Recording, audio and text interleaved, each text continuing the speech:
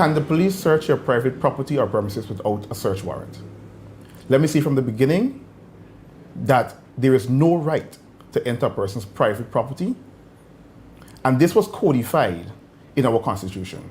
Before this, the common law position was that there is no right to an arbitrary search. Now, Article 143(1) of our Constitution solidified this, and the Constitution is the most supreme law of the land.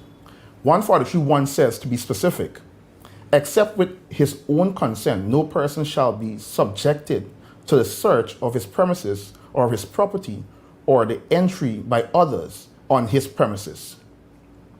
However, it is important to note that this is not an absolute rule. There are some exceptions to this general rule. First of all, as we know, a person could come into your property, police specifically, with a search warrant. Outside of that, there is the common law position that a police could come onto your property if they believe somebody has committed or is committing a crime and they are there on your property. However, this is not an absolute position. There are exceptions to this general rule. Firstly, a police officer can come to your property and search it once they have a search warrant issued by a magistrate of the court. Outside of that, there is a common law exception which gives limited powers to police officers in limited circumstances to come onto your property to search. These include where someone would have committed or is committing a crime, or where they believe there is something there that is stolen or that has been used to commit a crime. Likewise, the Constitution itself in Article 143(2) made exceptions to the general rule. The main one of which is that where entry is reasonably required for the purpose of protecting the rights and freedoms of other persons. So clearly the exceptions to this rule surrounds where it is for the proper functioning of a democratic society. Now to look at vehicles, aircrafts, and vessels. Likewise, there is no right to search a person's private property because that is also private property. However, there are exceptions to this that are stated in Section 18 of the Police Act. 1.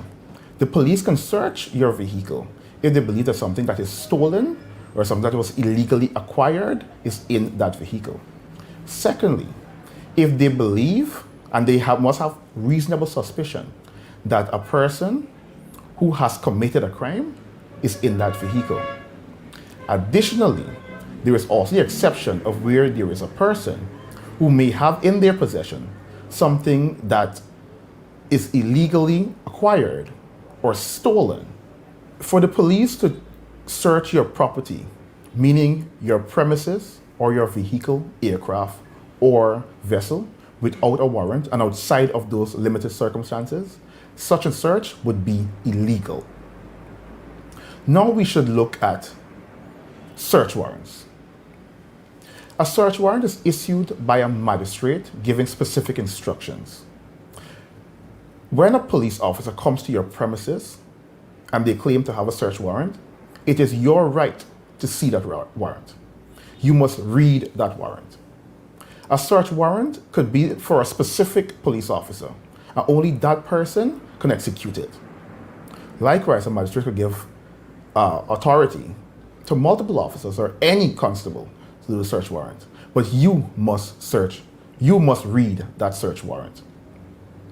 A magistrate gives a search warrant after receiving certain information under oath, and she or he must be satisfied that there is enough grounds to issue such a warrant. These grounds include that there is anything connected to a summary offense which may be obtained during the search, anything which may give evidence of the commission of an offense, or anything that there is reasonable ground to believe caused or is intended to commit an offense. The police can also execute this search warrant on any day, once given such permission by the magistrate. While traditionally, Sundays are not a day in which the police could receive and execute a search warrant, There are exceptions to this in the common law as well in legislation, where the magistrate deems it necessary to give this warrant on a Sunday and have it executed on a Sunday, and the timing in which that warrant may be executed as well. A magistrate, in granting a search warrant, cannot only grant it based on personal information or personal facts given by a police officer. Those suspicions must be reasonable and not just something thought of by the police officer. Now, in executing a search warrant, firstly, as I would have mentioned earlier, when the police officer comes to your premises or they come to your vehicle, they must show you that search warrant. They must identify themselves as a police officer and highlight that they would like to execute a search using a warrant or with the authority of a search warrant. They must then allow you to read the warrant, and if they do not, you must request it. And so that all the information that is necessary is there as to who is executing this warrant, who issued the authority, and when it must be executed, and where. If it is at your house, they must rap at the door or rap or call at the gate, identify themselves, and then ask you to open for them. If they do not do this, that would also lead to an illegal search. Now, I must mention that should they rap at the door knowing that you're inside and you do not answer, they do have the right under both common law and statute to break down your door to execute the search. However, that action only comes after they would have attempted to have you open the door or giving you a chance to open that door. Now, after or during a search, the police may seize and retain certain articles. These are articles which they must be reasonable suspicion that would have been used to commit an offense or will be used to commit an offense.